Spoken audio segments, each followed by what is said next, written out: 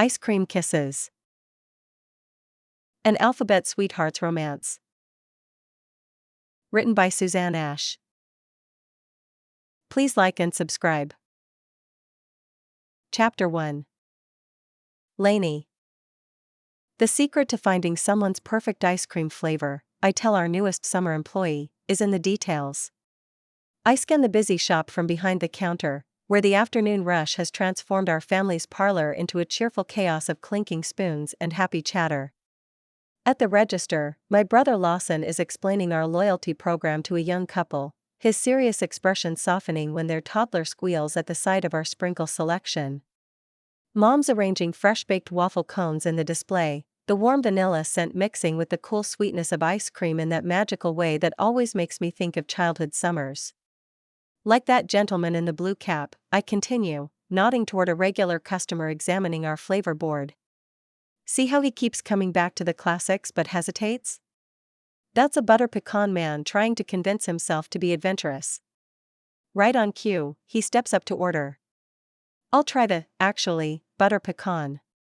Single scoop, sugar cone. I hide my smile as I grab a fresh cone. Excellent choice, Mr. Henderson.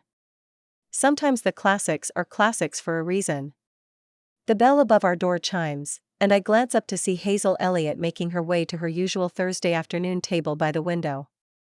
She's been coming in for her weekly scoop of lavender honey ever since we added it to the menu last spring.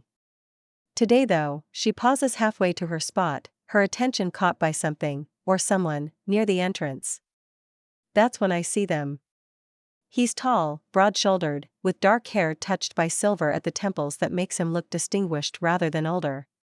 But it's his expression that catches my attention, a mixture of patience and barely concealed overwhelm as he studies our extensive menu board while simultaneously trying to keep hold of a squirming little girl's hand. Daddy, look! They have sparkly ice cream.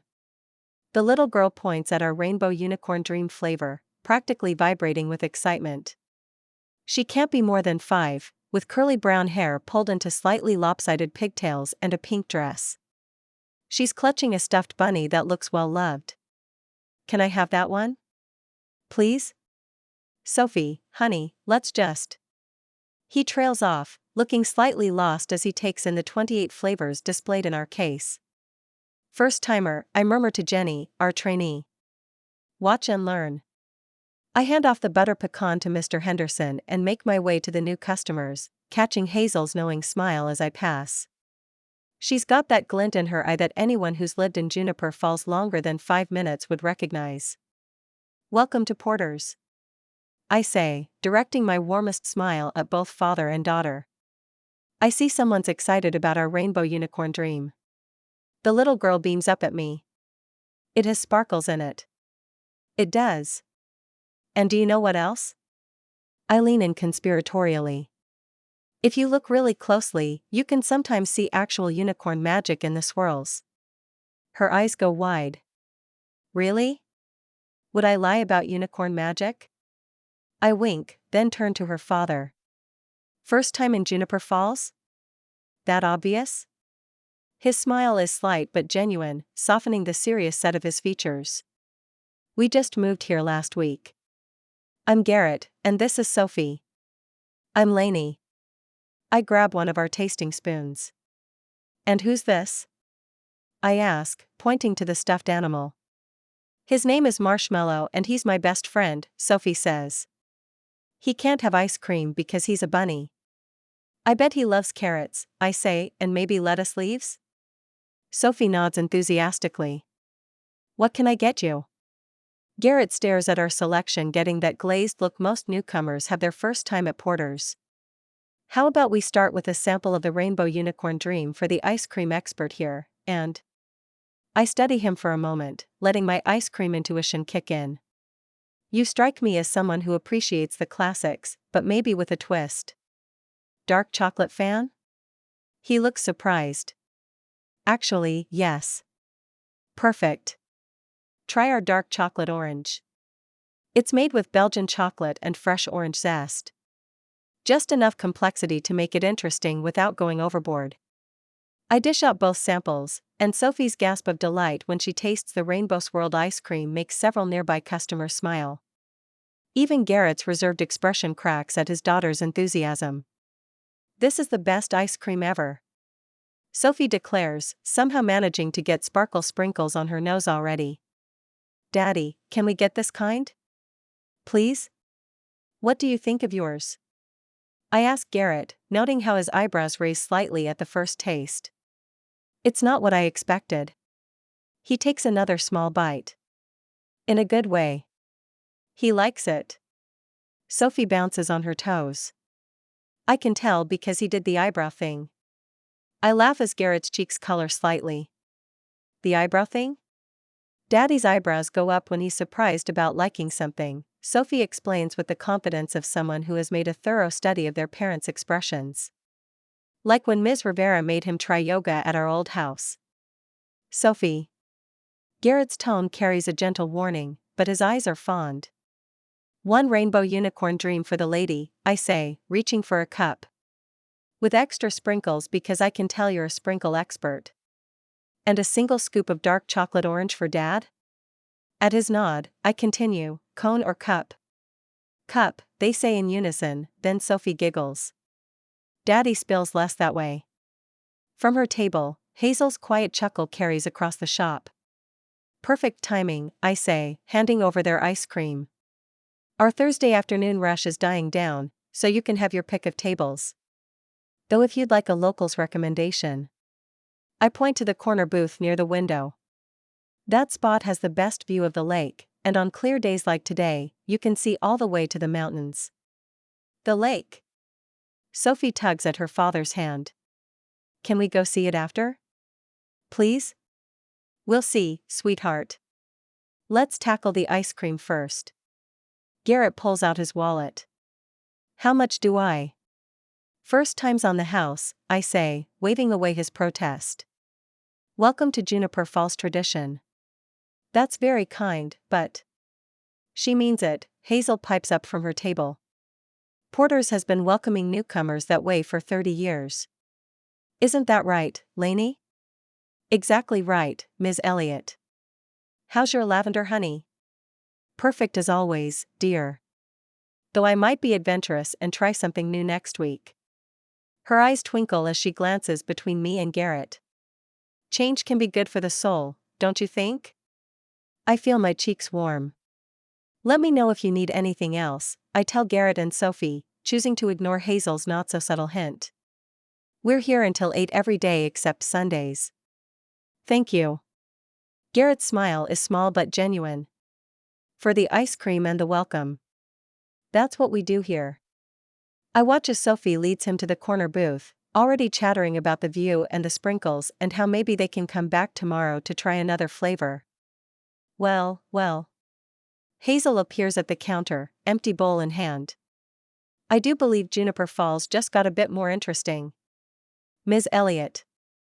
"Oh, don't Miss Elliott me." I saw that spark.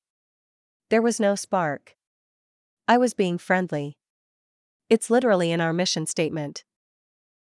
The late afternoon sun turns the lake into liquid gold, and I can't help smiling as I wipe down tables after the rush. 3 days, and Sophie's infectious giggle has already become my favorite sound. "Lainey." She bursts through the door ahead of her father, pigtails bouncing. "We went to the library today and Miss Grace helped me get books about unicorns. And guess what? There's a real one that lives in the ocean called a narwhal." "Is that so?" I grab her usual rainbow unicorn dream cup. "With extra sprinkles, of course. Maybe we should create a narwhal splash flavor. What do you think it would taste like?" "Blue," Sophie declares, climbing onto her favorite stool at the counter. "With sparkles and. She scrunches her nose in thought. "What do narwhals eat?" "Small fish, squid, shrimp," Garrett supplies, and we both turn to look at him. He shrugs, the corner of his mouth quirking up. "What? Someone had to read all those library books." "Definitely not ice cream flavors," I laugh. "Though I suppose we could do a sea salt caramel base. With blue sparkles." Sophie adds. Obviously.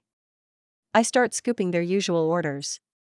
Sophie gets a rainbow creation and Garrett a scoop of dark chocolate orange. He's branched out to try another flavor, but came back to this one. So, how are you liking Juniper Falls so far? Getting settled in? Something flickers across Garrett's expression, there and gone before I can read it. It's quiet. Which is what we needed. He accepts his ice cream with a polite smile that doesn't quite reach his eyes. The house is coming together. Sophie starts kindergarten next week. At Mountain View Elementary? At his nod, I continue, that's where I went. Mrs. Millstone still teaches kindergarten there. She's amazing. Makes every kid feel special. Really? Sophie's eyes light up. Daddy, did you hear that? Lainey went to my school. I heard, sweetheart. Garrett's voice softens when he talks to her, the way it always does. It makes something warm flutter in my chest, which I promptly ignore. Small town. Everyone seems to have a connection to everything. That's kind of the magic of Juniper Falls, I say, leaning on the counter. Though I guess it can feel a bit overwhelming if you're used to somewhere bigger. We moved from Charlotte, he offers after a pause. It was time for a change. There's a story there, hidden in the careful way he chooses his words. But before I can respond, my brother's voice carries from the back room. Lainey? Can you check the inventory sheets? I think we miscounted the. Lawson emerges from the storage area, tablet in hand, and stops when he sees our customers. Oh, sorry, I didn't realize. Lawson, this is Garrett and this is his daughter Sophie, I say quickly. They moved here from Charlotte. Sophie's starting at Mountain View next week. Welcome to town. Lawson's smile is friendly but assessing as he shakes Garrett's hand. Big brother mode activated. Finding everything okay? Your sister's been very helpful, Garrett replies, and something in his tone makes me glance up. He's watching me with an expression I can't quite read, but it sends a tiny shiver down my spine. When our eyes meet, he quickly looks away. Lainey knows everything about ice cream, Sophie announces proudly. She even knows what kind people will like before they try it. She's magic. Lawson chuckles. That she is. Been that way since we were kids. He ruffles my hair as he passes, ignoring my protest. Though sometimes I think she forgets there's a world beyond this shop. I do not, I protest, smoothing my hair back into place. I just happen to like it here. You love it here, Sophie corrects, in that matter-of-fact way children have. I can tell because you smile the same way Daddy does when he reads me stories at bedtime. Garrett nearly chokes on his ice cream, and I feel heat creep up my neck. Sophie, he manages, remember what we talked about? But it's true. And Miss Grace said at story time that telling the truth is important. She's got you there, I say, grateful for the chance to laugh off the moment. Though maybe we should work on the timing of those truths, Sophie considers this, spoon halfway to her mouth. Like how Daddy said I shouldn't tell Aunt Claire her new haircut looks like our old cat? This time I'm the one who nearly chokes, while Garrett closes his eyes in what appears to be equal parts embarrassment and resignation. I see story time is going well, I manage, trying to suppress my grin. Grace is very patient, Garrett says.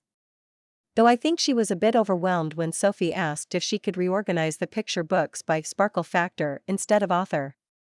A valid organizational system, I declare, making Sophie beam. Though maybe we should leave the library organization to Miss Grace and focus on ice cream rankings instead? Speaking of. Lawson reappears, giving me a pointed look. Inventory? Right. Sorry. I grab the tablet from him. I should probably. We need to head out anyway, Garrett says, helping Sophie gather her things. Sophie has dance class in 20 minutes. But we'll come back tomorrow, right? Sophie looks between us with pleading eyes. We have to tell Lainey about dance class. And show her my new shoes. Anne. Sophie. Garrett's tone is gentle but firm. We can't bother Lainey every day. I'm sure she has other things to do. It's no bother, I say quickly, too quickly, based on Lawson's raised eyebrow. I mean, we love our regular customers. Right, Law? He gives me a look that promises questions later. Drive safe, folks. I watch them leave, Sophie chattering the whole way to their car about dance class and library books and tomorrow's potential ice cream flavors. Just before they pull away, Garrett glances back through the shop window. Our eyes meet for a brief moment, and that same electric awareness zips through me. He looks away first. So, Lawson says beside me, making me jump. Want to tell me what that was about? What was about? Don't play dumb, Lane. You've got that look. I do not have a look. I focus very intently on the inventory sheet. I'm being friendly. It's literally in our mission statement. He takes the tablet from my hands. Be careful, okay? He seems nice enough, but what? Lawson sighs. But you've got the biggest heart of anyone I know, and sometimes that means you dive in without checking the water level first. I'm not diving anywhere, I protest. They're customers. Nice customers, who happen to come in every day, and maybe I look forward to seeing them, but I stop, realizing I'm not helping my case. It's not what you think. If you say so. He squeezes my shoulder. Just remember what happened with Jake. That was different. I was 22 and stupid. And now you're 27 and perfectly capable of handling my own life? I steal the tablet back. Besides, he's clearly not interested in anything beyond ice cream and making sure his daughter adjusts to town. Which is fine. Perfect, actually, because neither am I. Right. Lawson's tone suggests he believes me about as much as I believe myself. That's why you've been watching the door every afternoon since they first came in. I have not. But even as I say it, I catch myself glancing toward the window, where their car has long since disappeared. Oh shush. Didn't say a word. He holds up his hands in surrender. But when you're ready to admit you're in trouble, I'll be here to say I told you so. Chapter 2. Garrett. Sophie's laughter echoes through our new house, bright and clear in a way I haven't heard since before we left Charlotte.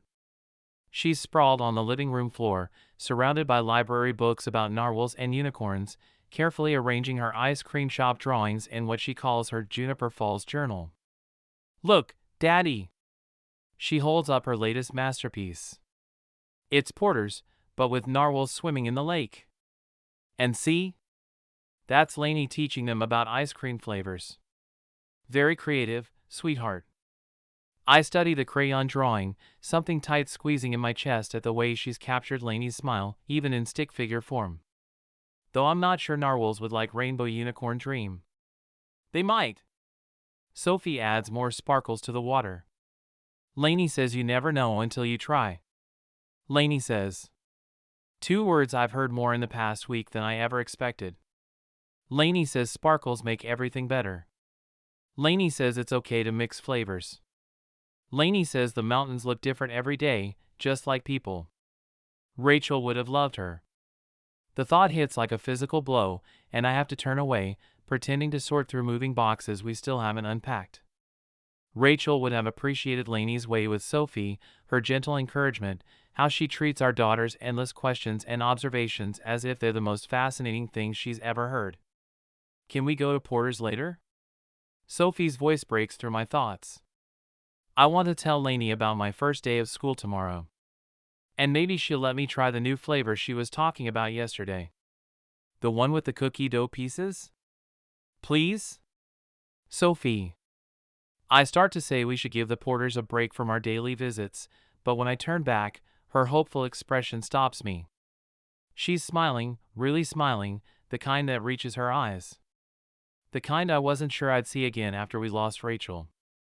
Maybe after school tomorrow? As a first day celebration? Yes. She jumps up, scattering her art supplies. And can I wear my new dress? The one with the butterflies that Aunt Claire sent? Sure, but careful with the, I wince as colored pencils scatter across the hardwood. Never mind. As I help her clean up, I catch sight of another drawing partially hidden under her journal. This one shows 3 figures. Sophie in the middle, me on one side, and my throat tightens. The figure on the other side has wings and a halo. I clear my throat. Is that Mommy? Sophie nods, unusually quiet. She's watching us from heaven. Like you said. She traces the angel's crayon halo. Do you think she can see Porter's from up there? And Lainey? And my new school? I'm sure she can, sweetheart. The words scrape raw against my throat. She'd be so proud of how brave you've been about moving. I wasn't brave at first, Sophie admits, leaning against my side. But then we found Porter's, and Lainey made me laugh, and the ice cream had sparkles in it. She looks up at me with Rachel's eyes. Is it okay that I'm happy here? Even though Mommy's not? I pull her into my lap, holding her close as my vision blurs. Of course it's okay. That's exactly what Mommy would want. Promise? Promise. But even as I say it, guilt churns in my stomach. Because it's not just Sophie who's finding happiness here. It's not just Sophie who looks forward to our daily Porter's visits. It's not just Sophie who's noticed the way Lainey's whole face lights up when she laughs, or how she tucks her hair behind her ear when she's thinking, or... Stop! Daddy? Sophie pats my cheek. You're doing the thinking face again. I'm wondering what flavor to try tomorrow, I lie, forcing a smile. Think Lainey can guess what I'll like? She always knows. It's her superpower. Sophie scrambles off my lap, crisis forgotten. Like how she knew you'd like the orange chocolate one. Because she pays attention. Because somehow, in the space of a week, she's learned to read me almost as well as Sophie does. Almost as much as my wife used to. The thought should terrify me. Instead, it sends a warm current through my chest that I immediately try to suppress. Rachel's only been gone 18 months. Time to get ready for bed, I say, more abruptly than I mean to. Big day tomorrow. Can I put my butterfly dress out? So it's ready? Go ahead. Don't forget to, but she's already racing up the stairs, her footsteps lighter than they've been in months. Alone in the living room, I pick up Sophie's angel drawing. Rachel smiles up at me in crayon simplicity, watching over our little family. But it's not our family anymore, is it? Just me and Sophie, trying to build something new from the pieces she left behind. The guilt is familiar now, a constant companion since we left Charlotte. Guilt for running away. Guilt for choosing a place Rachel never knew. Guilt for the way my heart stutters when Lainey smiles, for how easy it would be to fall into the warmth she offers. Too young, I remind myself. Too bright. Too full of life to want someone weighed down with so much history. Then I think of the way she is with Sophie, how naturally she's slipped into our daily routine, bringing color back into our world one scoop of ice cream at a time. And I know, with a certainty that terrifies me, that I'm already in trouble. Daddy! Can you help me find my sparkly headband? The one that matches my butterfly dress? Coming! I set the drawing aside, but Rachel's crayon smile follows me up the stairs. Watching. Waiting.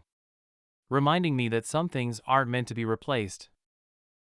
And as you can see, the open concept living area gets wonderful natural light. I break off as Sophie's stuffed rabbit goes flying past the camera. One moment, please.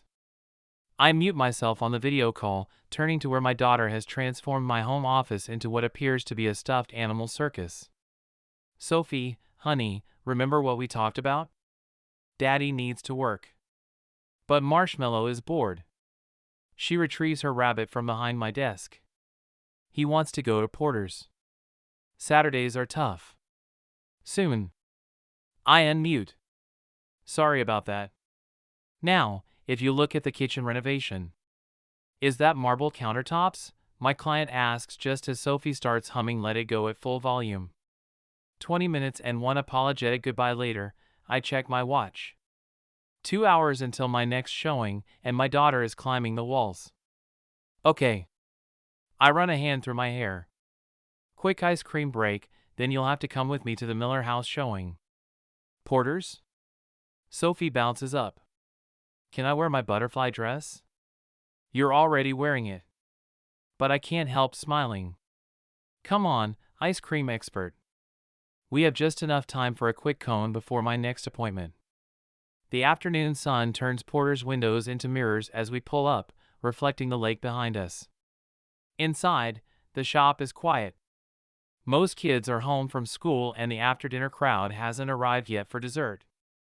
There's no sign of Lainey, but her mother looks up from behind the counter with a warm smile. Well, if it isn't our favorite taste testers. Evelyn's whole face brightens at Sophie's entrance. And how are we liking Juniper Falls so far? It's the best. Sophie scrambles onto her usual stool. Except Daddy has to work and Jenny's sick and I'm not allowed to make pillow forts in his office anymore. Evelyn's eyes crinkle with amusement. Rough day? You could say that. I scrub a hand over my face.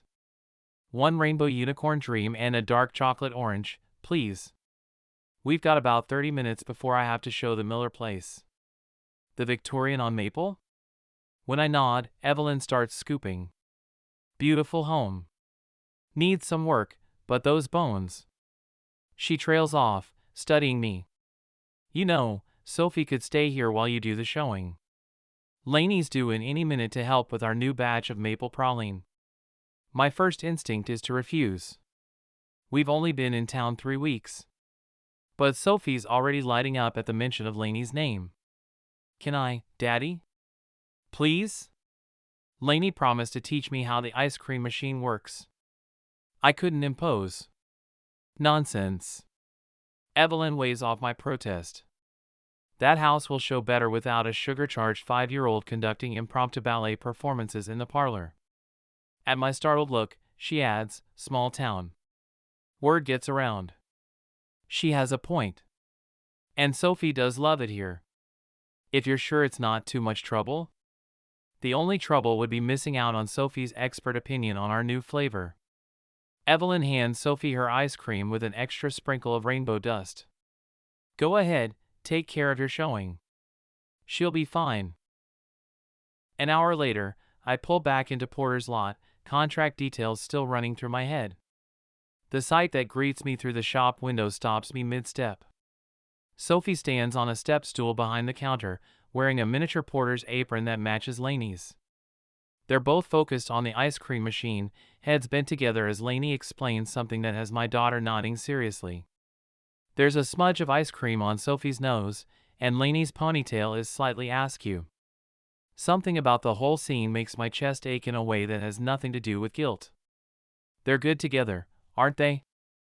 I start at Evelyn's voice beside me. She's watching the pair with a knowing look that reminds me of Hazel Elliott. Sophie's. I clear my throat. She's taken to Juniper Falls better than I expected. She's taken to Lainey, you mean? Evelyn's directness is gentle but unmistakable. My daughter has that effect on people. Always has. It's like sunshine. You can't help but feel warmer when she's around. The accuracy of the description hits too close to home. I watch as Lainey helps Sophie add something to the ice cream base, both of them laughing when it creates a tiny splash. You know, Evelyn continues casually, Lainey's off every Wednesday afternoon and Saturday morning. If you ever need someone to watch Sophie. Someone she already knows and trusts. I couldn't ask. You're not asking, I'm offering. Evelyn's smile is knowing but kind. Besides, I think those two have already decided for us. Through the window, Sophie is carefully placing a cherry on top of what appears to be an ice cream sundae masterpiece, her expression one of pure concentration as Lainey guides her hand. When we step inside, Sophie beams at me from her perch. Daddy! Look what we made! It's called Maple Mermaid Magic because mermaids love maple syrup and Lainey says magic is the secret ingredient in all the best ice cream. Is that so? I meet Lainey's eyes over Sophie's head, and that now familiar warmth spreads through my chest at her slight blush. Well, that and the perfect vanilla to maple ratio, Lainey says, helping Sophie down from the stool. Your daughter's got quite the talent for flavor combinations. We might have to hire her as our official taste tester. Can I, Daddy? Please? Sophie bounces on her toes, still wearing the tiny apron that someone must have dug out of storage. I promise to be very professional. Speaking of professional, Evelyn interjects smoothly, how did the showing go? Good, I think. They're interested in making an offer. I check my watch, guilt creeping in. I'm sorry we imposed on your afternoon. Stop apologizing. Lainey wipes her hands on her apron. We had fun. Right, Sophie? The most fun. And Lainey knows all about mermaids and ice cream, and she can tie a perfect bow, and she promised to teach me how to make sprinkle art and... Breathe, sweetheart, I laugh, but my eyes are drawn back to Lainey. She's watching Sophie with such genuine affection that it makes my throat tight. She's too young for all this, someone else's child, a widowed father, the weight of our history. But the way she is with Sophie. So, Evelyn says, pulling me from thoughts I shouldn't be having about Wednesday afternoons? And Saturday mornings? Sophie gasps. What about them? Well, Lainey starts carefully, glancing at me, if your dad agrees, I thought maybe you'd like to hang out with me sometimes? When he has to work? The hope in Sophie's expression is almost painful. Really? Can I help make ice cream? And tell stories to the stuffed animals? And let's start with Wednesday after school, I hear myself say. See how it goes. Sophie launches herself at Lainey, who catches her with practiced ease. Thank you, thank you, thank you. Now we just need to convince your dad to let you help name all our new flavors, Lainey says, but she's looking at me with a soft smile that does dangerous things to my resolve. I think that can be arranged. I clear my throat. We should get going, though. Someone has homework to finish. But Daddy. No buts. You've monopolized enough of Lainey's afternoon. Actually, Lainey sets Sophie down gently, I monopolize her. Best assistant I've had all week. Better than your brother? I can't help asking. Her laugh is worth the risk. Lawson's talents lie more in marketing than Sprinkles. Though don't tell him I said that. Your secret's safe with me. The words come out lower than I mean them to, and something shifts in her expression. Like she's seeing past my careful walls. Good to know, she says softly. Time to go, Sophie. I have to look away before I do something stupid, like ask Lainey what else she'd trust me with. Say thank you to Ms. Porter and Lainey, she corrects. Just Lainey. Ms. Porter makes me feel like I should be reviewing tax documents instead of making ice cream. Chapter 3. Lainey.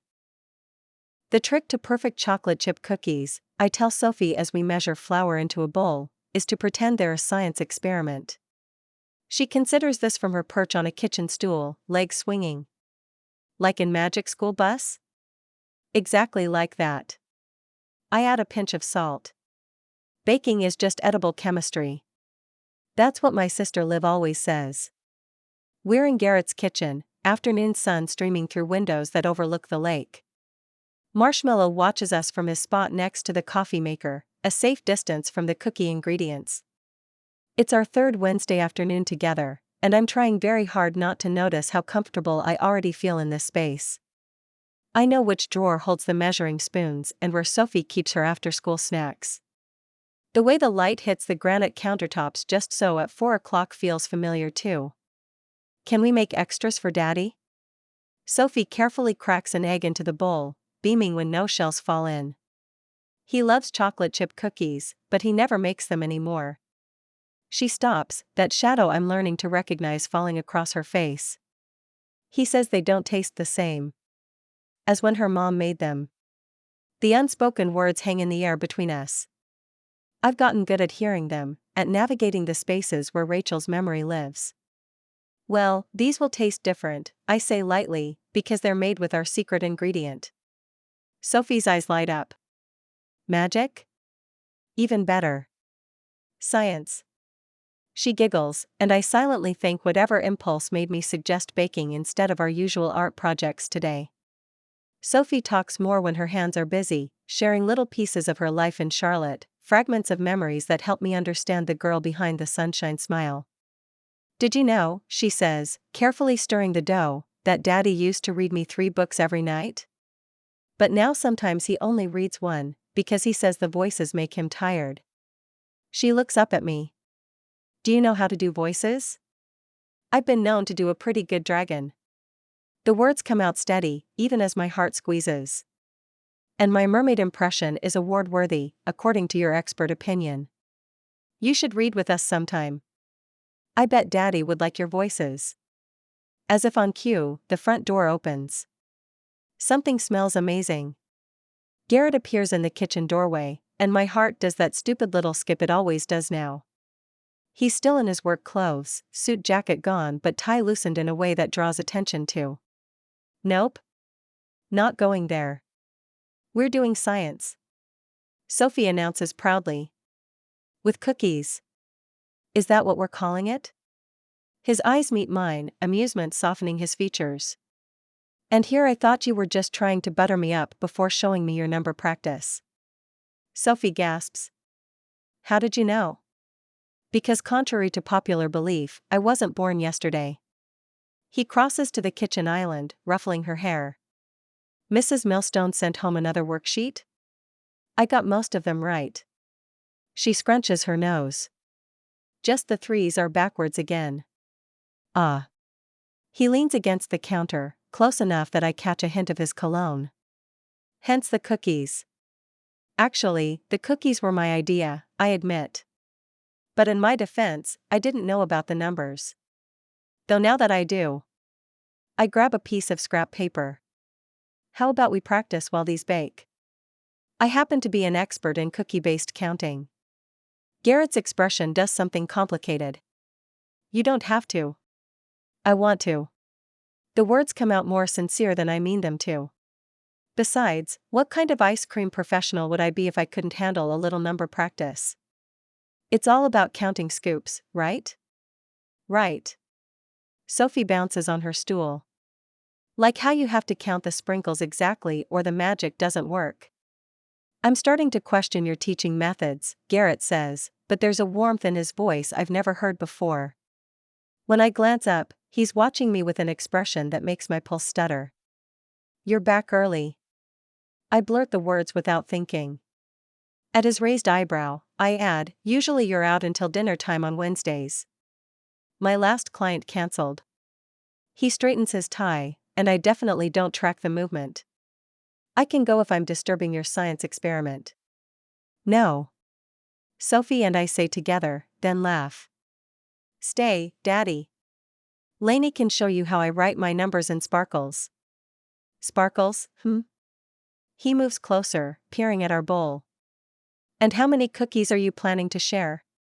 Let's count them together when they're done. I tap his hand with my spoon when he reaches for the dough. Practice makes perfect. His startled laugh hits me right in the chest. It's a rare sound, one I've been collecting like precious stones over the past few weeks.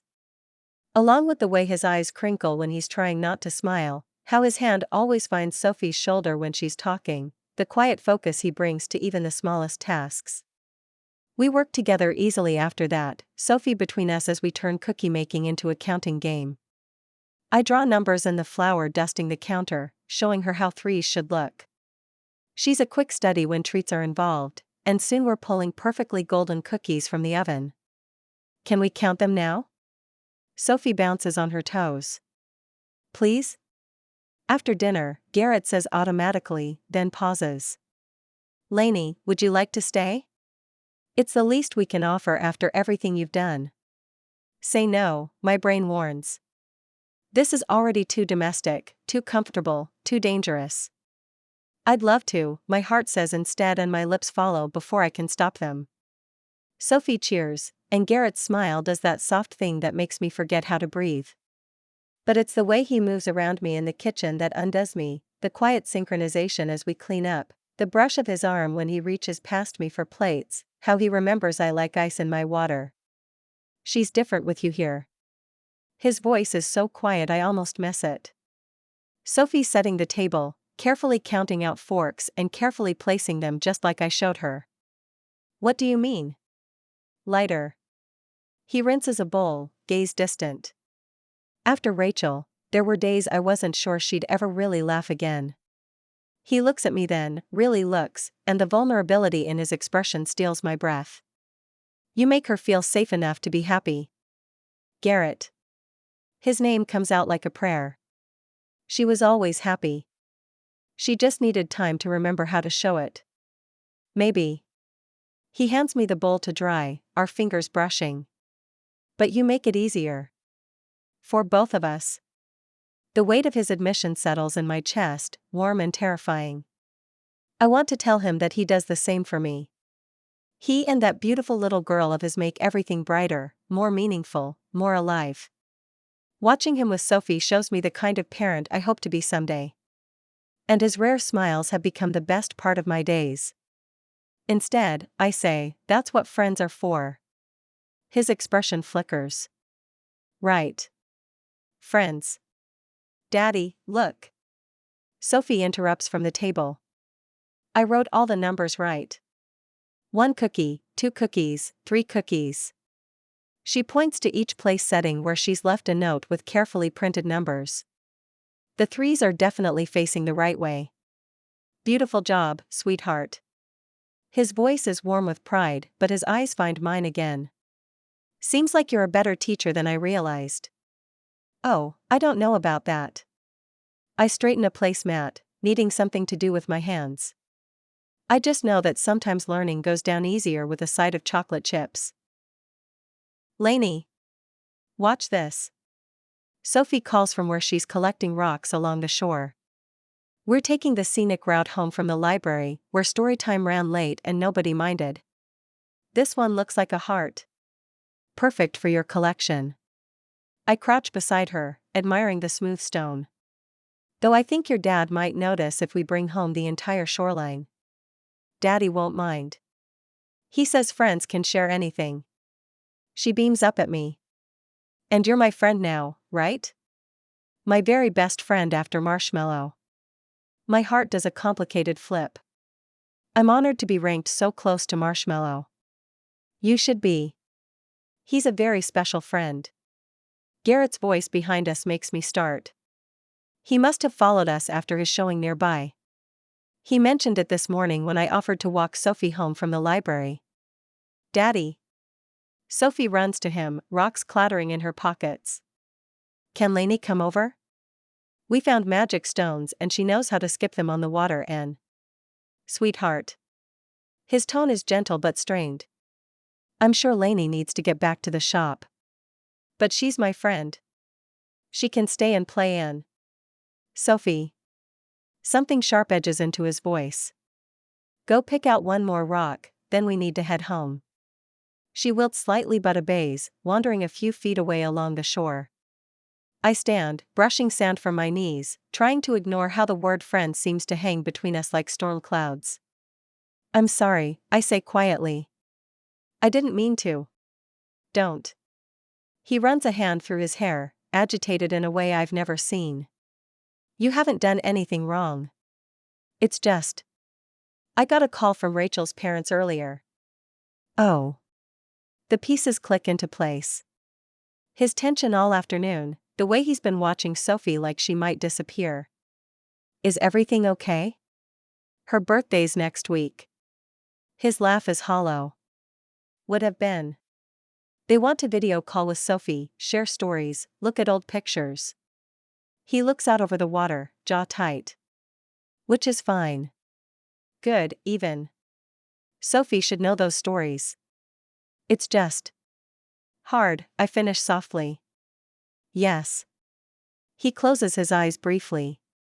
And now she's collecting heart-shaped rocks, just like Rachel used to do with her in Charlotte. Used to say they were love notes from the universe. His voice catches. Sophie probably doesn't even remember, but somehow she just knows, I murmur. Kids are like that sometimes. They hold on to pieces of love even when they don't remember why. He looks at me then, really looks, and the raw vulnerability in his expression steals my breath. How am I supposed to? He stops, something like panic crossing his features. How are you supposed to what? Nothing. But he won't look at me. We should go. Garrett. I found another one. Sophie bounds back, proudly displaying another heart-shaped stone. Can we take them all home? Please? His expression cracks. Sure, baby. He clears his throat. We can make a special box for them. Can we show Lainey? The hope in her voice makes my chest ache. She can help us decorate it. I watch Garrett struggle, see the moment something in him splinters. Another time, he manages. We need to get dinner started. I should head back anyway. I force a smile I don't feel. The afternoon rush will be starting soon. But you're coming Wednesday, right? Sophie's lower lip trembles. For cookie science? Wouldn't miss it. I risk a glance at Garrett, but his walls are back up, expression carefully blank. Thanks for showing me how to find special rocks. I walk back to Porter slowly, the sun warming my shoulders but doing nothing for the chill in my chest. The shop bell chimes as I enter, and Liv looks up from where she's arranging display cups. There you are. Mom was about to send out a search party. She studies my face. Uh-oh. I know that look. What look? There's no look. The I'm in way over my head but pretending I'm fine look. She follows me behind the counter. What happened? Nothing happened. I grab my apron with more force than necessary. Just learning some boundaries. Ah. She leans against the register.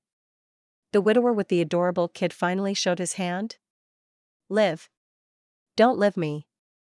I've watched you fall harder every day for weeks. Her voice softens. You know it's not just him you're falling for, right? That little girl. I know what I'm doing. Do you? Because from where I'm standing, you're setting yourself up for heartbreak. His or yours. Maybe both. It's not like that, I protest, but the words sound weak even to me. I'm just helping out. Being a friend. Right. Because friends get that look in their eyes when they talk about his smile? Or spend hours planning activities for his daughter? Or rush over every time he needs a sitter? Heat floods my cheeks. I don't. Lane. She grabs my hands, stilling their nervous movement. I love that you see the best in everyone. That you dive in with your whole heart. But honey, falling for a man with a child? That's complicated on the best of days. Add in that he's still grieving. I know. My voice cracks. But you haven't seen them together. Haven't seen how hard he tries, how much love he has to give. And Sophie? She's not just his kid, she's this bright, amazing little person who somehow thinks I hung the moon, and I. And you're already in too deep. She sighs. Be careful, okay? For her sake. Because when that little girl calls you her friend, she means forever. And if this goes wrong? The afternoon rush starts before I can respond, but Liv's words echo in my head as I scoop ice cream and make change. They're still there hours later as I close up, watching the sun set over the lake. Be careful, I tell myself, counting out the register. Keep your distance. Remember he's not yours to love. But as I sort through the day's receipts, I find a small drawing tucked between bills. Sophie's artwork. 3 figures in front of what's clearly Porter's, hearts scattered around them like confetti. She's labeled them carefully in backward letters, Daddy, me, Lainey. And I know, with absolute certainty, that it's already too late for careful. The bell over the door chimes, and I look up to find my mother watching me with knowing eyes. Found that tucked in the tip jar, she says softly. Sophie left it this morning, said it was a surprise for you. Mom. I'm not going to lecture you. Liv's probably done enough of that today. She moves behind the counter, helping me with the closing routine we've perfected over years. But you know what I see when I watch you with them? I still, cloth poised over the counter. What? I see someone who understands that love isn't always simple. That sometimes it comes with complications and timing isn't perfect. She wipes down the display case with practiced strokes. And I see a little girl who lights up every time you walk into a room, and a man who's trying very hard not to do the same. Mom, please. Just remember something, sweetheart. She cups my cheek, the way she used to when I was little and hurting. Sometimes the best love stories are the ones that take their time. The ones that grow slowly, like your dad's roses. Bit by bit, season by season, until one day you look up and realize home was growing right in front of you all along. I lean into her touch, letting out a shaky breath. When did you get so wise? Oh, honey. She laughs softly. I've always been wise. You're just finally old enough to notice. Chapter 4. Garrett. Daddy, look! They have a Ferris wheel. Sophie presses her face against the car window as we pull into the Elk Ridge Fairgrounds. And cotton candy. And a carousel?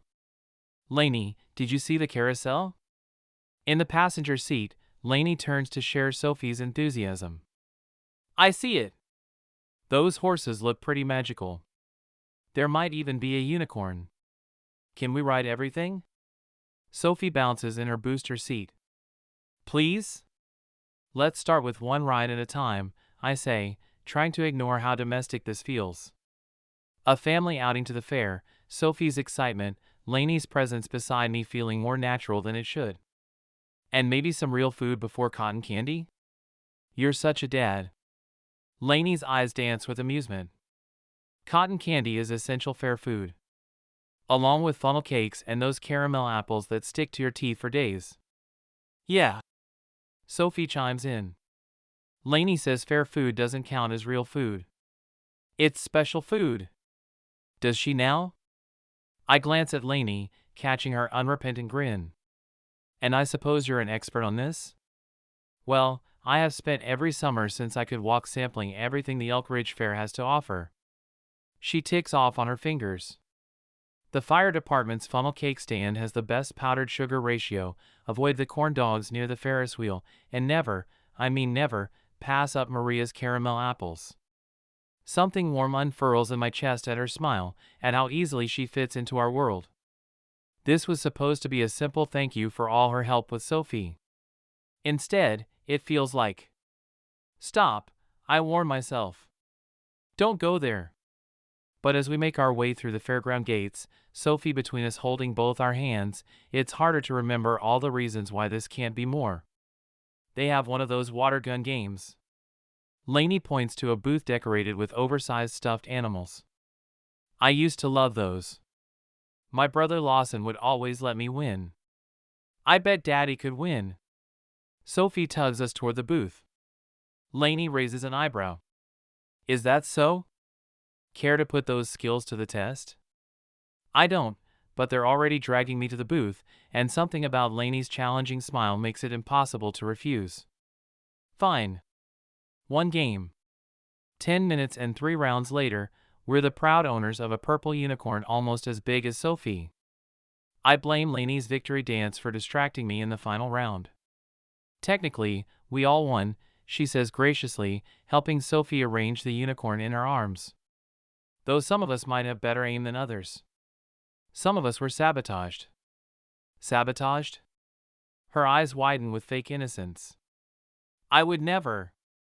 Though if someone happened to get distracted by a little victory shimmy. A little? I laughed despite myself. You looked like you were auditioning for a musical. Hey, these dance moves are award-winning. She demonstrates again, somehow making it even more ridiculous. Right, Sophie? Right. Sophie attempts to copy her, nearly dropping her unicorn in the process. Daddy, you try. Absolutely not. Afraid you can't handle the moves? Lainey's challenge is playful but sets something fizzing under my skin. I'm afraid of public embarrassment. At a fair? That's half the fun. She grabs my arm, and I try to ignore how her touch sends warmth spreading through me. Come on, one little shimmy. For Sophie? Please? Sophie adds her puppy eyes to the mix. Just a tiny one? I look between them, my daughter's hopeful expression, Lainey's teasing smile, and feel my resolve crumble. With an exaggerated sigh, I attempt a modified version of their victory dance. Their delighted laughter is worth every ounce of dignity lost. See? Lainey bumps my shoulder. The world didn't end. We spend the next hour exploring the fair, falling into an easy rhythm. Lainey knows exactly when to grab Sophie's hand before she gets too excited, how to distract her from the rides she's too small for, when to suggest a break for water and shade. I find myself watching them together, the way they share secret smiles and silly jokes, how Lainey somehow anticipates Sophie's needs before she voices them. Cotton candy time? Lainey suggests after our third trip on the carousel. I think we've earned it. We find a bench near the cotton candy stand, and I try not to notice how the setting sun turns Lainey's hair to spun gold. She tears off a piece of pink fluff, holding it out to me with a challenging smile. Come on, live a little. I live plenty, says the man who had to be coerced into a victory dance. She waves the cotton candy closer. One bite. What's the worst that could happen? I could fall for you, I think. I could want more than this careful friendship we've built. But I take the cotton candy anyway, and her triumphant smile is sweeter than any sugar. You've got some. She reaches up, brushing sugar from my chin, and suddenly the space between us feels charged with possibility. Her hand lingers, and I catch myself leaning into her touch, drawn by the warmth in her eyes. Daddy! Sophie's voice breaks the moment. You have pink on your nose. Before I can react, Lainey swipes more cotton candy across my face, her laughter bright and challenging. Oh, that's how it is. I grab my own piece of cotton candy, and her eyes widen. Don't you dare. But I'm already reaching for her, and she ducks away with a squeal that makes Sophie dissolve into giggles. We end up in a ridiculous chase around the bench, cotton candy flying, Sophie cheering us on until we're all breathless with laughter. Lainey stumbles, and I catch her without thinking. She steadies herself with hands on my chest, face tilted up to mine, still laughing. This close, I can see the golden flecks in her brown eyes, the way her nose crinkles when she smiles, the sugar crystals clinging to her lips. The space between us shrinks, heavy with promise. For one endless moment, I let myself imagine closing that distance, tasting the sweetness on her lips, drawing her closer until... Look! Sophie's voice shatters the moment.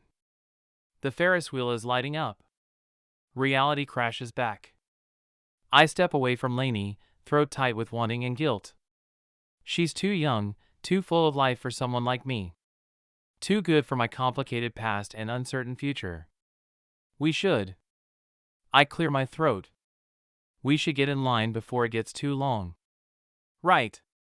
Is it my imagination, or does her voice sound shaky? Can't miss the best view in Elk Ridge. Sophie's stuffed unicorn takes up half the back seat, but she's managed to curl around it anyway, head pillowed against purple fur as streetlights paint shadows across her sleeping face. In the rearview mirror, I can see the remnants of cotton candy still sticky on her cheek, the way her fingers clutch her prize even in sleep. Beside me, Lainey hums softly to the radio, some pop song I'm too old to recognize. The lights from passing cars catch in her hair, and I force myself to focus on the road instead of how right she looks in my passenger seat. How natural it feels to have her here, in this quiet moment between the fair's chaos and reality. She really crashed, didn't she? Lainey's voice is barely above a whisper as she glances back at Sophie. Sugar crash meets Ferris wheel excitement. I adjust the air conditioning, careful to keep it from blowing directly on Sophie. She'll probably sleep until noon tomorrow. Worth it though. Did you see her face on that last carousel ride? I had. But I'd been more focused on Lainey's face as she helped Sophie wave to me from their shared horse, both of them laughing as they passed by my spot near the cotton candy stand. Thank you, I say quietly. For coming today. for making it special for her. You don't have to thank me. I had fun too. She turns in her seat slightly, and I can feel her watching me. It was nice seeing you relax a little. Even if I did have to bribe you with cotton candy. I relax. Her soft laugh does things to my pulse. Sure you do. That's why it took us 10 minutes to convince you to try the cotton candy. Someone had to be the responsible adult. And I suppose that's why you ended up with it all over your face? Heat creeps up my neck at the memory of her fingers brushing my chin, that moment when she was close enough to. That was entirely your fault. Was it? There's a teasing lilt to her voice. I seem to remember you retaliating. Very mature and responsible of you. I groan, but there's no real annoyance behind it. It's hard to be annoyed about anything when she's looking at me like that, amusement and something warmer dancing in her eyes. We turn onto my street, and reality settles back in. In a few minutes, she'll get in her car and drive away, and this bubble of almost something will pop. As it should. As it needs to.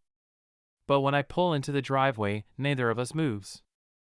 I should get her to bed, I say finally, voice low to avoid disturbing Sophie.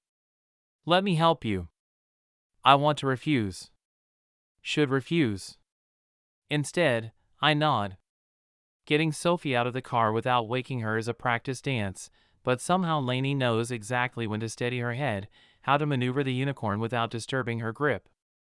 We make it inside and up to her room in a synchronization that feels too natural, too much like something we've done 100 times before. Lainey pulls back Sophie's covers while I ease her onto the bed, neither of us speaking as I slip off her shoes and tuck the unicorn under her arm. She doesn't stir, completely lost to cotton candy dreams. Back downstairs, the silence takes on a different weight.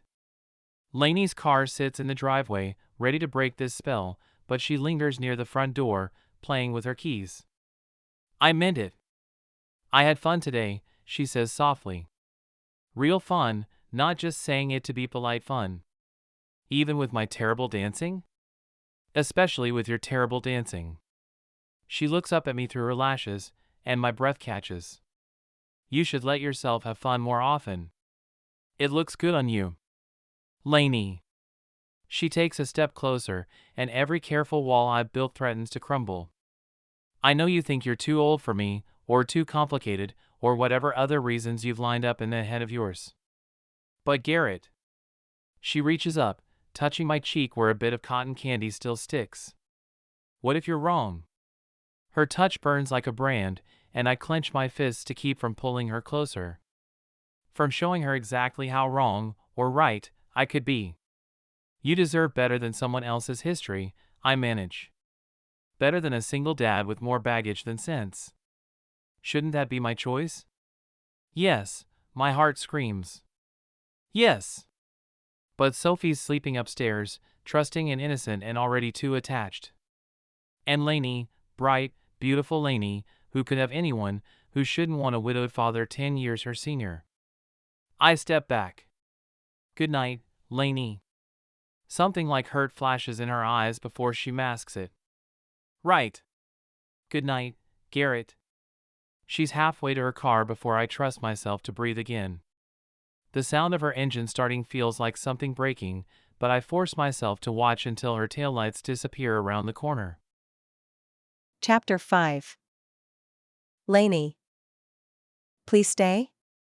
Sophie looks up at me with those big blue eyes that are already impossible to resist. Daddy's making his special pasta, and you said you've never had it, Anne. Sweetheart. Garrett appears in the kitchen doorway, jacket off and sleeves rolled up in a way I try very hard not to notice. I'm sure Lainey has plans. Actually, I should say I'm busy. Should maintain some kind of professional boundary between afternoon childcare and evening domesticity. But Sophie's hopeful expression and the memory of almost moments at the fair make me reckless. I'm free. If you really don't mind. Garrett's eyebrows move up ever so slightly. Of course not. Though I should warn you, my sous chef is very particular about pasta shapes. Bow ties are the best kind, Sophie informs me solemnly. Because they're fancy and they hold the most sauce, and Daddy says they're actually called farfalle, but that's just a fancy word for butterfly. We've been watching too many cooking shows, Garrett says, but his fond smile makes my heart flip. Think you can handle her expertise? I don't know. I tap my chin thoughtfully. These sound like very high-level pasta opinions. I might need some training. I can teach you. Sophie grabs my hand, pulling me toward their pantry. First, you have to pick the right music. Daddy says pasta needs Italian music, but I like Taylor Swift better. There's no Taylor Swift in authentic Italian cooking, Garrett protests, but he's already reaching for his phone. It's basically a law. Laws can be amended, I say, catching the way his lips twitch. Compromise? Maybe we alternate songs? 10 minutes later, Dean Martin croons about the moon hitting your eye like a pizza pie while Sophie supervises our pasta water. You have to watch for the bubbles, Lainey. That's how you know it's ready, she says. Garrett moves around us both, gathering ingredients for the sauce with practiced ease, and I try not to notice how natural this feels. How easily we've fallen into a rhythm that feels dangerously like belonging. Here. He hands me an onion and a knife. Make yourself useful while the pasta expert monitors our water situation. So bossy. But I take them, settling into the spot beside him at the counter. I'll have you know I have very prestigious onion chopping credentials. Let me guess. You won the Porter Family Onion Championship 3 years running? My startled laugh makes Sophie look up from her pasta inspection. You're never going to let me live down that fair food thing, are you? Never. His smile makes my chest tight. Though I have to admit, you were right about Maria's caramel apples. I'm always right about food. It's a gift. Daddy. Sophie interrupts. The water is ready. Looks like you need more training. He leans over my shoulder to examine my pasta placement, and I catch a hint of his cologne. It's something woodsy and warm that makes focusing on butterflies suddenly very difficult. Though I suppose we can let it slide, since it's her first day. So generous. I elbow him gently, and his quiet laugh brushes my ear. I contain multitudes. Did you just quote Walt Whitman while critiquing my pasta arrangement? He pulls back slightly, surprised. You know Whitman? I do read things besides ice cream recipes, you know. Something shifts in his expression. Full of surprises, aren't you? You have no idea. The moment stretches, weighted with possibility, until Sophie's voice breaks through. Can I stir the sauce? Please? Careful, Garrett says, but he's already lifting her onto the step stool by the stove. Remember what we talked about with hot things? Slow and steady, and always ask a grown-up. She recites it like a well-practiced mantra, then beams at me. Lainey can help. She's really good at stirring. She showed me at the ice cream store when we made syrup ice cream. The new maple pecan flavor. I move to the stove, helping Sophie guide the wooden spoon through rich tomato sauce. Garrett adds herbs and spices, his arm brushing mine as he reaches past us, and the domesticity of it all hits me like a physical ache. This is what I want. Lazy evenings spent cooking with Sophie's running commentary and Garrett's quiet presence beside me. The kind of normal magic that turns dinner prep into something sacred. Perfect. Garrett's voice is soft as he tastes the sauce. Want to try? He holds out the spoon, and maybe it's the way the kitchen smells like herbs and home, or how Dean Martin's still singing about amore, or just that I'm tired of pretending I don't want everything he could offer, but I lean forward and taste it right from his hand. His breath catches. You're right, I say, trying to ignore how his eyes drop to my lips. Perfect. I helped. Sophie announces proudly, completely oblivious to the tension crackling between us. Can we eat now? I'm starving. Set the table first, Garrett manages, his voice rougher than usual. Show Lainey where everything goes. Sophie bounces off to the dining room, leaving us in a silence that feels too full of possibilities. Garrett turns back to the stove, but I catch the way his hands aren't quite steady as he stirs the sauce. I really can go, I offer quietly. If this is too. Stay. He doesn't look at me, but the word holds weight. Please. Can I go play with my unicorn? Sophie asks as she pushes her plate away. Garrett glances at her food. 10 more bites. 5. 8. 7, she counters, and I hide my smile behind my napkin. Deal. He shakes his head as she quickly finishes her negotiated bites. You're getting too good at that. I learned from the best. She hops up, dropping a quick kiss on his cheek, then surprises me by doing the same to mine. Thank you for staying for dinner, Lainey. Before I can respond, she's bouncing up the stairs, chattering to her unicorn about all the treasures in her room that need exploring. The silence that follows feels heavier somehow, charged with everything we haven't said. I'll help clean up, I offer, gathering plates to hide my sudden nervousness. You don't have to. I want to. His eyes meet mine across the table, and that same electricity from the fair crackles between us. After a moment, he nods. We fall into an easy rhythm at the sink. I'm washing, he's drying, the quiet punctuated only by the clink of dishes and Sophie's muffled voice from upstairs. It should be awkward, this domestic intimacy, but instead it feels right. Like we've done this 100 times before. Like we could do it 100 times more. You've got. Garrett reaches over, brushing sauce from my wrist where my sleeve has rolled up.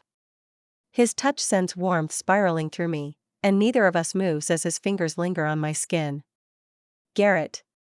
He's close enough now that I can see the flecks of darker blue in his eyes, the slight shadow of stubble along his jaw.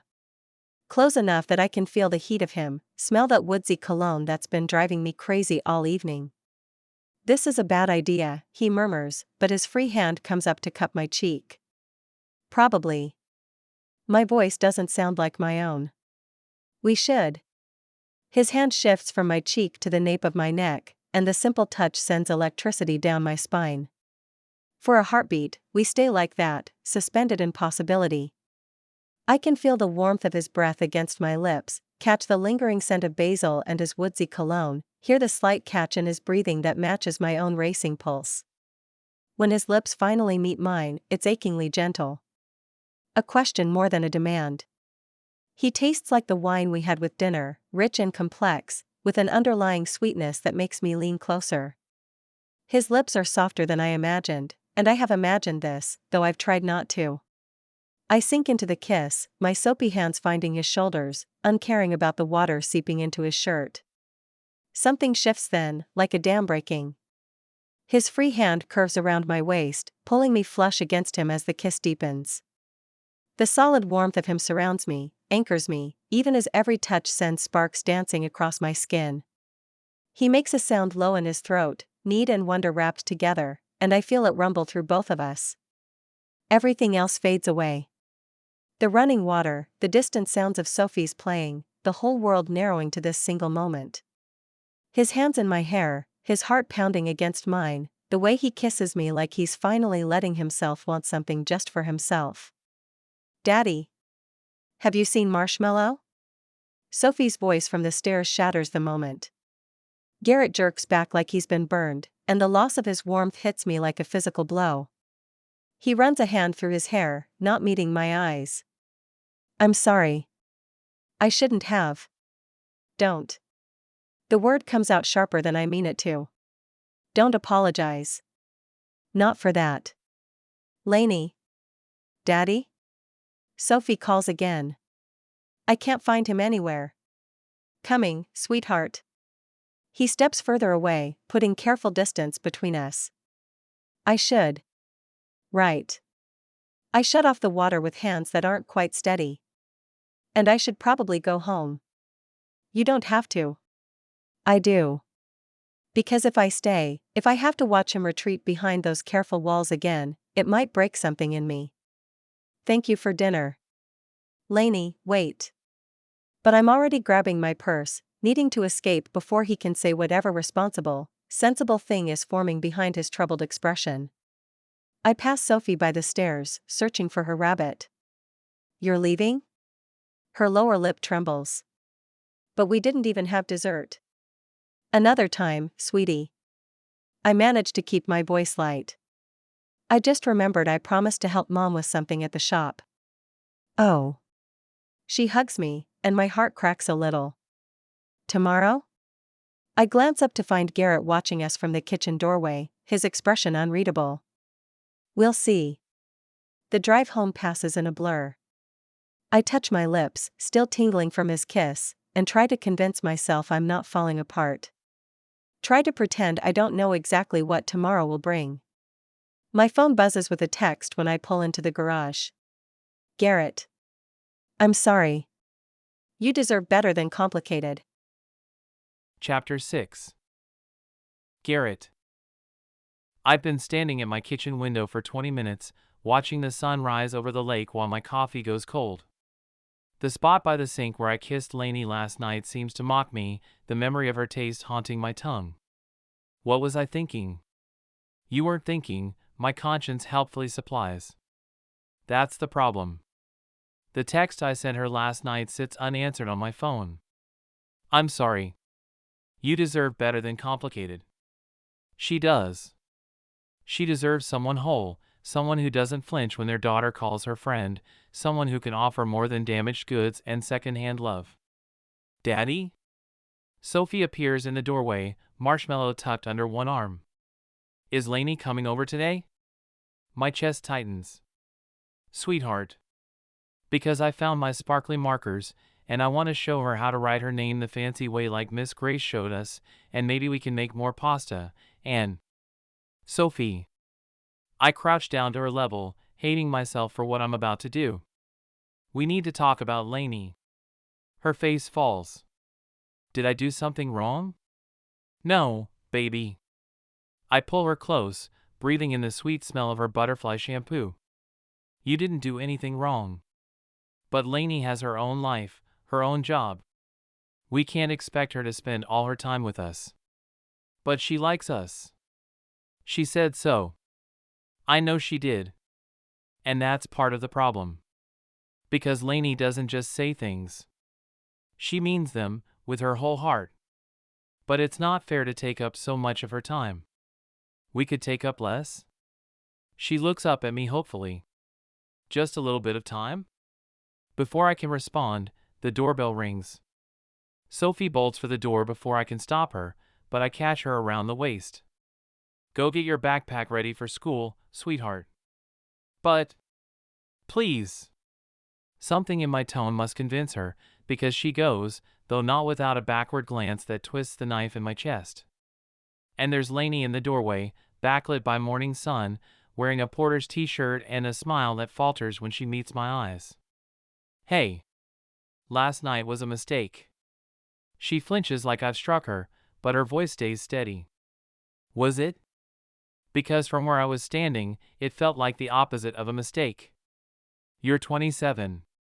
Yes, I'm aware of my age. And you're 37, and Sophie's 5, and the sky is blue. Are we done stating facts? This isn't a joke, Lainey. Do I look like I'm joking? She steps closer, and it takes everything in me not to back away. You're the one trying to hide behind age instead of admitting what's really scaring you. I'm not scared. The lie tastes bitter. I'm being realistic. If you say I deserve better, I swear. She runs a hand through her hair, frustration crackling off her like static. Why don't you let me decide what I deserve? Because from where I'm standing, what I deserve is someone who doesn't make unilateral decisions about my feelings. It's not that simple. It could be. Her voice softens. If you'd let it. Sophie's already too attached. So am I. The words burst out of her like she can't contain them.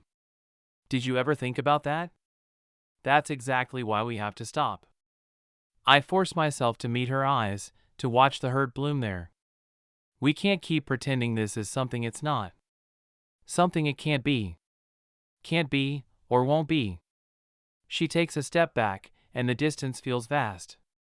Because there's a difference, Garrett.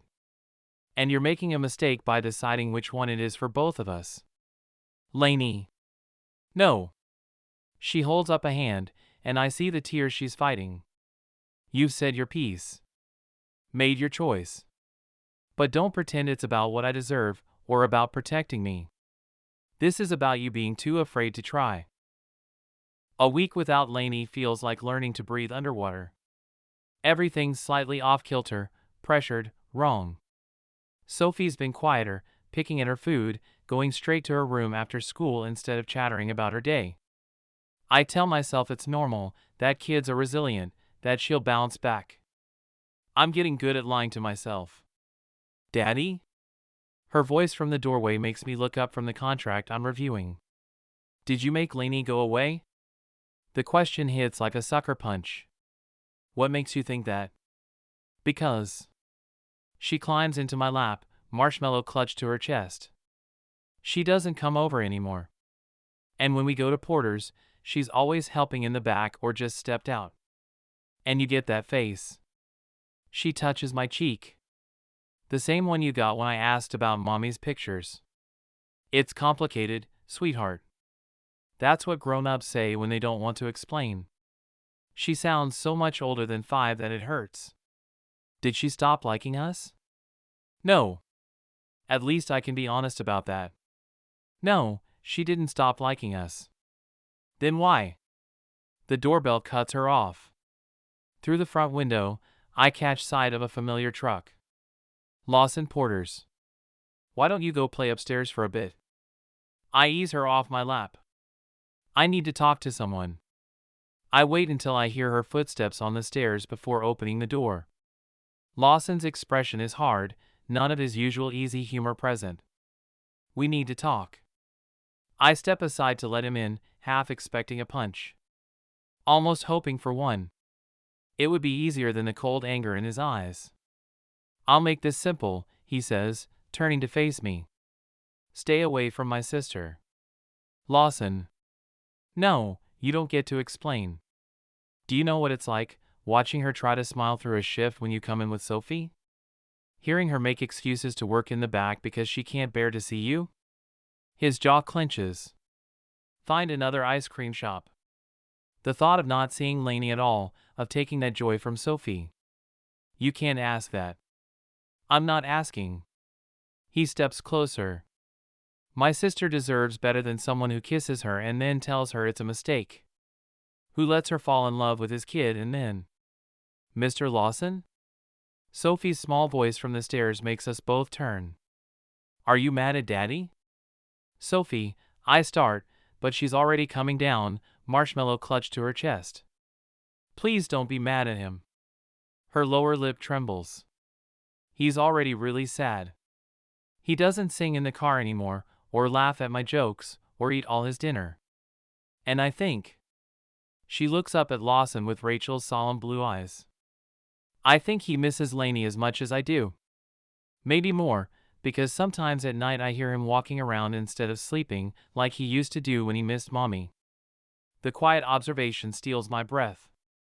I hadn't realized she'd noticed any of it. Something shifts in Lawson's expression. He crouches down to Sophie's level. Your dad's been sad, huh? She nods. And Lainey too, right? That's why she doesn't come to see us anymore? Because she's sad? Lawson glances at me, and I see the moment his anger cracks. Yeah, kiddo. She's sad too. I don't like it when people are sad. Sophie clutches her rabbit tighter. Especially when they're sad because they miss each other. That's the worst kind of sad. Sophie. My voice is rough. Why don't you go show Marshmallow your rocks? I need to talk to Mr. Lawson for a minute. Once she's gone, the silence stretches between us. Lawson runs a hand over his face, anger giving way to something more complicated. He drops onto my couch. This would be a lot easier if you were nothing more than some jerk playing with her feelings. I wish I was. The admission comes out barely audible. It would be simpler. Because you wouldn't care? When I don't answer, he sighs. Look, I came here ready to tell you to stay away from my sister. To protect her from getting her heart broken. But. He glances toward the stairs. You're already breaking it, aren't you? Both of your hearts. I'm trying to protect them. Both of them. From what? Being happy? He stands, moving to the window where he can see Sophie arranging rocks in a heart shape like Lainey showed her. You know what my sister said to me last night? That she'd rather have her heart broken 1,000 times than never know what it feels like to love someone enough to risk it. The words hit like a physical blow. Because that's Lainey. She's brave and bright and willing to risk everything for love. Everything I'm too afraid to be. I can't. I start again. If it doesn't work, then it doesn't work. Lawson turns, and his expression is softer now. But protecting your daughter doesn't mean shutting out your own happiness. Or Lainey's. It's not that simple. Isn't it? He raises an eyebrow. Because from where I'm standing, it looks pretty clear. You're so afraid of losing someone else that you're doing the leaving first. The truth of it sits heavy in my chest. Through the window, Sophie's finished her heart, carefully placing a final stone. Watching that little girl. Lawson's voice is quieter now. Makes me wonder who's really protecting who here. I'm trying to do the right thing. Are you? Or are you doing the safe thing? He heads for the door, but pauses. Because from where I'm standing, you're not just breaking Lainey's heart. You're breaking your own. And teaching that little girl up there that love isn't worth the risk. The words hit hard because they're true. Through the window, I watch Sophie carefully placing the final stone in her heart shape, humming one of Lainey's ice cream songs slightly off-key. She still has that simple joy, that ability to love without fear. When did I forget how to do that? Sometimes, Lawson says quietly, protecting people means loving them enough to try. He leaves me standing in my living room, his words echoing like stones dropped in still water. I think of Lainey's face when I pushed her away, the careful composure that couldn't quite hide her heartbreak. The way she called me out on my fear even as her own voice shook. This is about you being too afraid to try. She was right. About all of it. Chapter 7. Lainey. You changed the maple praline recipe. Lawson eyes the batch I'm working on, leaning against the counter in our prep area. Again. I'm tweaking the proportions. I keep stirring, pretending I don't hear the concern in his voice. The texture wasn't quite right. The texture was fine. You're looking for perfection? Taking initiative? Being a responsible business partner? He sighs. Trying not to think about them? My hand tightens on the spoon. It's been 2 weeks since Garrett pushed me away, since I stopped being part of their Wednesday routine. 2 weeks of hiding in the back when they come in, of pretending not to hear Sophie ask where I am, of throwing myself into work like it can fill the Sophie and Garrett-shaped hole in my heart. I'm fine. Sure you are. But he doesn't push, just squeezes my shoulder as he heads out front. Through the prep room window, I can see the shop is busy for a Thursday afternoon. Hazel Elliott holds court at her usual table, deep in conversation with Tessa Fletcher while Hale restocks their napkin holder.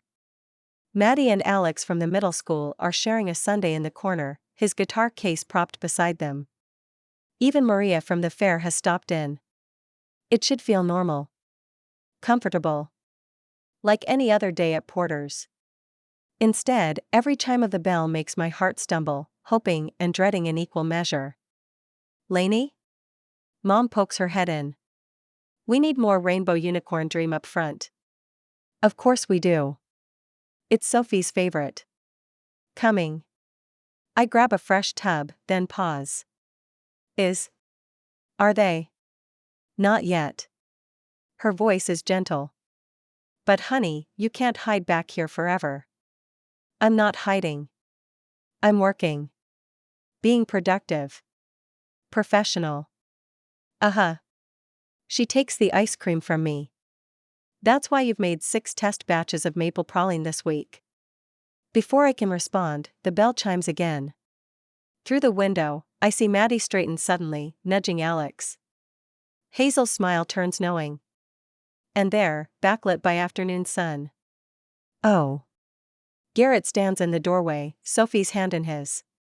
He's wearing a suit. He must have come straight from showing a house. His tie is loose and his hair is slightly disheveled, like he's been running his hands through it the way he does when he's nervous. I gesture vaguely at the prep table. Things to do. Lainey Porter.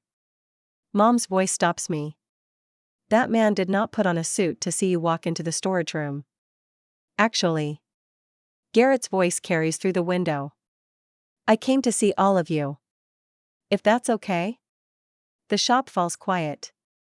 Even the usually chatty Thursday crowd seems to sense something's happening. Daddy? Sophie tugs his hand. Are you going to tell Lainey now? Tell me what? The words slip out before I can stop them, loud enough to carry through the window. Garrett's eyes find mine, and the intensity in them steals my breath. That I'm a fool. Well, that's not news. The quip comes automatically, making Sophie giggle and several customers hide smiles behind their napkins. No, it's not. He takes a step closer to the window. But this might be. I'm in love with you. The prep spoon clatters from my suddenly nerveless fingers. I'm in love with the way you make Sophie laugh, he continues, voice steady even as his hand shakes slightly. The way you know everyone's ice cream order before they do. How you sing while you work and dance in the kitchen and make everything brighter just by being in the room. Garrett. I'm in love with how you see the best in everyone. How you make a game out of number practice and turn rainy days into adventures. How you know exactly when to push and when to let things be. Through blurring vision, I see Hazel dabbing her eyes with a napkin. Tessa's practically vibrating with joy, while Hale pretends not to be invested. But mostly? Garrett's voice softens. I'm in love with how you make me want to try again.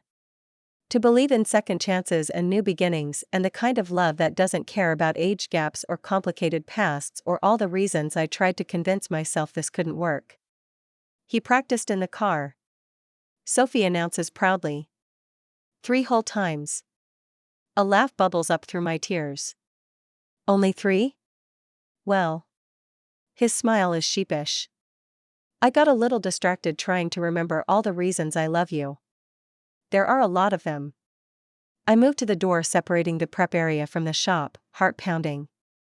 This man in his slightly rumpled suit is making declarations in front of everyone we know. He meets me halfway, and suddenly we're standing in the middle of Porter's, surrounded by half the town, and I don't care about any of them because Garrett's looking at me like I'm everything he's been afraid to want. I'm sorry, he says softly. For pushing you away.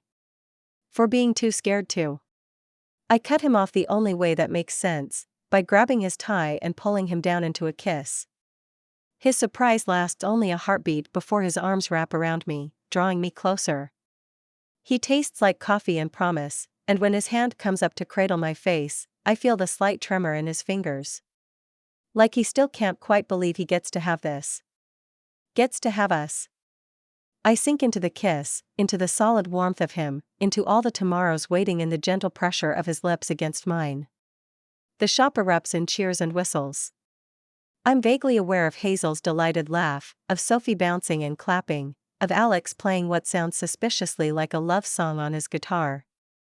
But mostly I'm aware of Garrett's arms around me, holding me like he never wants to let go. Of the way he kisses me like he's finally letting himself have something just for himself.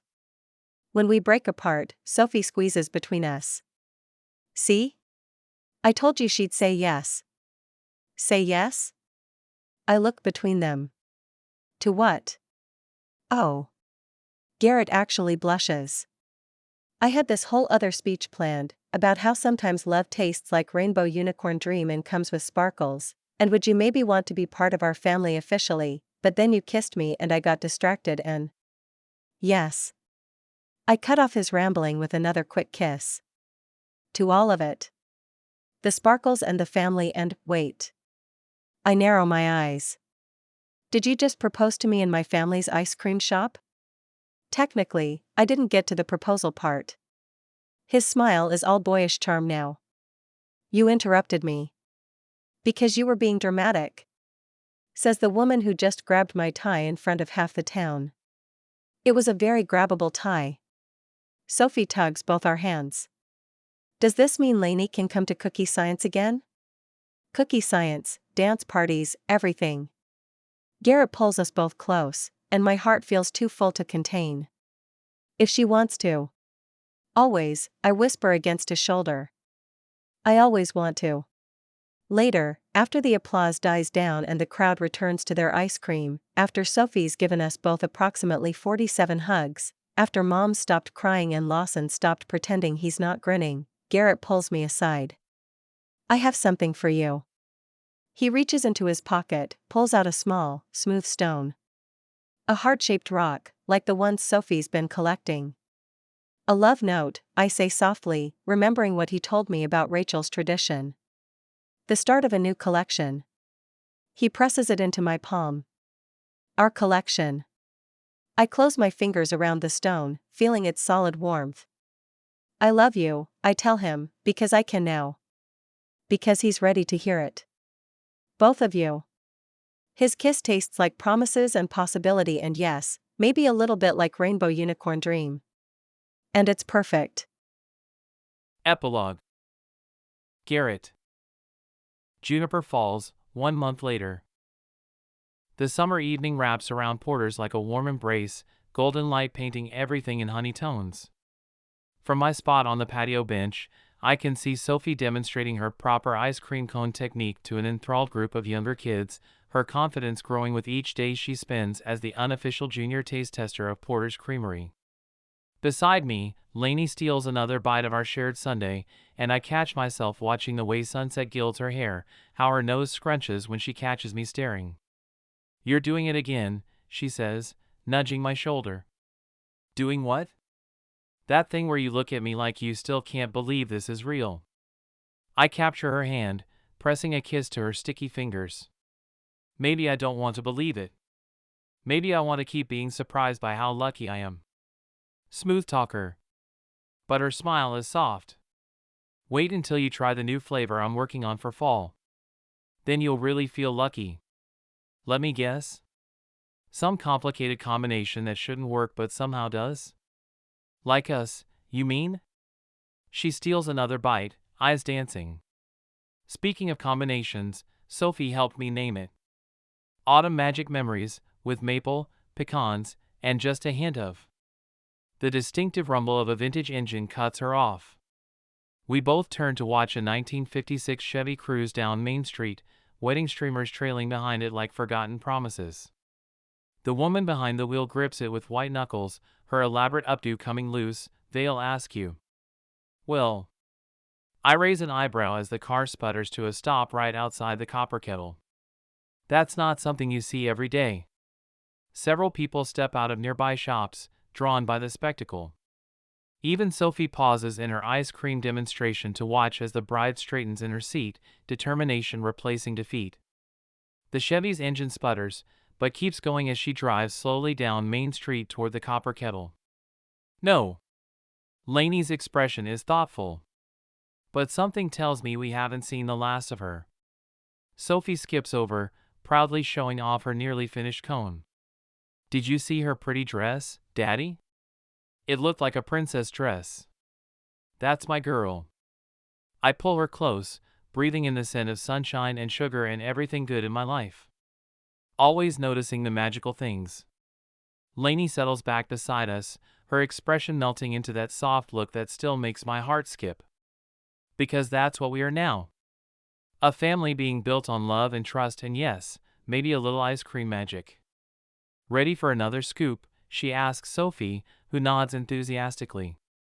"I think we need to test that new flavor I've been working on." I watch them head into Porter's together, Sophie already suggesting additional sprinkle combinations. The evening light catches on Lainey's engagement ring, sending rainbow sparkles dancing across the patio. A reminder that sometimes the sweetest endings are really just beautiful beginnings in disguise. The end. This has been Ice Seam Kisses. Written by Susanne Ash. Copyright 2025 by Susanne Ash. Production copyright 2025 by Susanne Ash. Thanks for listening. Please like and subscribe if you want me to put more of my books on YouTube. Visit my website at www.susannash.com for more of my books or find me on Amazon.